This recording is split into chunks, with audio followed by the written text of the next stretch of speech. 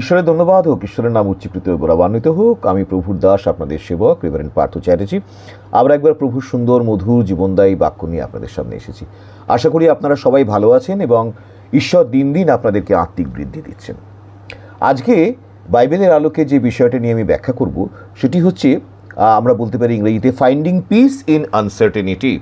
অর্থাৎ জীবনে যখন একটা দুরন্ত সময় চলছে, বা জীবনে যখন একটা বাজে সময় চলছে, যখন আনসার্টেন বা ঠিক বোঝা যাচ্ছে না এমন একটা সময় যখন চলছে, সেই সময়তে, অনিশ্চিত সময়তে কিভাবে জীবনে শান্তি পেতে হয়। কেননা অনিশ্চিত সময়তে কী হয়, আমরা দুর্বল হয়ে পড়ি, আমরা চিন্তান্বিত হয়ে পড়ি, আমরা হৃদয়ে এক বোঝা নিয়ে পথ চলতে আরম্ভ করি এবং কিছুতেই শান্তি পাই না। তাই সেরকম জীবনের অনিশ্চিত সময়গুলোতে কীভাবে শান্তি পেতে হয় সেটি হচ্ছে আজকে আমাদের আলোচ্য বিষয়। আর সর্বপ্রথম বাইবেলের একটি অত্যন্ত সুন্দর পদ যেটা আমি পাঠ করবো আপনাদের জন্য, সেটি হচ্ছে যোহন লিখিত সুসমাচারের 14 অধ্যায় 27 পদ, যেখানে খ্রিস্ট যিশু তিনি বলছেন যে শান্তি আমি তোমাদের কাছে রাখিয়া যাইতেছি, আমারই শান্তি তোমাদিগকে দান করিতেছি। জগৎ যেরূপ দান করে আমি সেরূপ দান করি না। তোমাদের হৃদয়ে উদ্বিগ্ন না হোক, ভীত না হোক। অর্থাৎ খ্রিস্ট যিশু এই পৃথিবী ছেড়ে স্বর্গে ঊর্ধ্বে পিতার কাছে চলে যাবার সময়তে তিনি শিষ্যদেরকে বলেছিলেন, আমার শান্তি মানে স্বয়ং খ্রিস্টের শান্তি আমি তোমাদের সঙ্গে রেখে যাচ্ছি। এবং জগৎ যেরকম কোনো একটা উদ্দেশ্য নিয়ে দান করে, আমি সেরকম উদ্দেশ্য নিয়ে দান করিনি। আমি পরিপূর্ণরূপে সমর্পিত রূপে তোমাদেরকে দান করে দিচ্ছি, যেন তোমরা সেই শান্তি আস্বাদন করতে পারো এবং তোমাদের হৃদয়ে উদ্বিগ্ন না হোক। কেননা তোমরা জেনো যে আমার শান্তি তোমাদের সঙ্গে আছে। আর এই শান্তির এক পরম উদাহরণ যদি বাইবেলে আমরা দেখি, তো দেখব যে সাধু পৌলের কথা। সাধু পৌল, আমরা যদি প্রেরিত পুস্তকের 28 অধ্যায় 16 থেকে 31 পদ দেখি, তো দেখব যে সাধু পৌল এক দুরন্ত খারাপ অবস্থার মধ্যে ছিলেন, ভীষণ অনিশ্চিত। তিনি রোমের মার্মাটাইন জেলে বন্দী ছিলেন এবং যথেষ্ট অত্যাচারিত হচ্ছিলেন, যথেষ্ট অপমানের মধ্যে ছিলেন, যথেষ্ট সমস্যার মধ্যে ছিলেন। কিন্তু সেই সময়ে, সেই পরিপ্রেক্ষিতে দাঁড়িয়ে তিনি কি সুন্দর কথা বলেছেন। কি বলেছেন তিনি? না, ফিলিপিও 4 অধ্যায় 11 পদে এক জায়গায় তিনি বলেছেন যে I have learned to be content whatever the circumstances. আমি সকল অবস্থায় সন্তুষ্ট থাকতে শিখেছি। কি জেলে থাকি, কি রাজগৃহে থাকি, সর্বত্র সব অবস্থায় আমি সন্তুষ্ট থাকতে শিখেছি। কেন না, আমি খ্রিস্টের শান্তি আমি বহন করছি। খ্রিস্ট সেই শান্তি আমার জন্য রেখে গেছেন এবং সেই শান্তি আমার মধ্যে আছে বলে কোনো অনিশ্চিত পরিস্থিতি আমি কিন্তু কখনো অশান্তিতে ভুগি না। This is how Paul explain himself.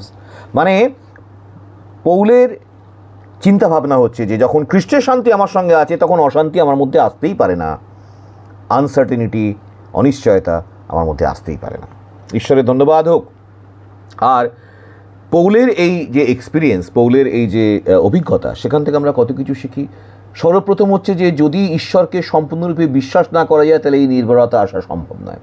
তাই জীবনে যদি অনিশ্চয়তার সময়ে শান্তি পেতে হয়, তাহলে সর্বপ্রথম ঈশ্বরকে সম্পূর্ণরূপে সব কিছু সমর্পণ করে দিতে হবে। দ্বিতীয়ত হচ্ছে যে পৌল কিসের উপরে ফোকাস করতেন? নট অন দ্য সার্কামস্ট্যান্সেস যাই হোক না কেন, কীভাবে তিনি সন্তুষ্ট থাকতে শিখেছিলেন, শান্তিতে থাকতে শিখেছিলেন? না, not focusing on the circumstances but focusing on god.